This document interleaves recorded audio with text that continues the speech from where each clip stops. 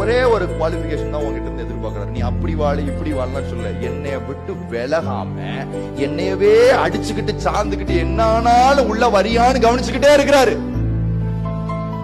அப்படி கவனிக்கிற பிள்ளைங்களுக்கு ஆண்டவர் கொடுக்கிற பரிசு என்ன தெரியுமா? அவரோட பலமுள்ள கன்சிஸ்டன்டான ஒரு நடைய கர்த்தர் கொடுப்பார். நான் என்னைக்கு விழுந்தாலும் சரி, எந்திரிச்சாலும் சரி, உட்கார்ந்தாலும் சரி, உட்காராட்டினாலும் சரி, ஆண்டவருக்கு பிரியமானதை செஞ்சாலும் சரி, செய்யாட்டினாலும் சரி, என்ன பண்ணாலும் சரி, நான் எப்படியாவது அவருடைய சமூகத்துக்கு கண்டிப்பா என்ன செஞ்சாகணும். ஆனா ஒரே ஒரு நம்பிக்கை இருக்கு, எப்படி ஆகிலும் ஆண்டவர் என்னை இழுத்துப்பார். விலகி மட்டும் போகாத ராஜா, பிளீஸ். விலகி மட்டும் போகாத. விடுதலைங்கிறது ஒரு நாள்ல நடக்கிறது இல்ல.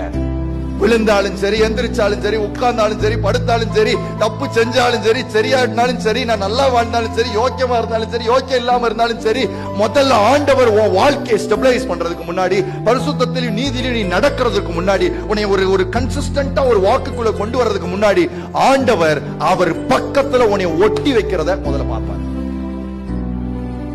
என்ன நடந்தாலும் என் புள்ள என்ன செஞ்சார்?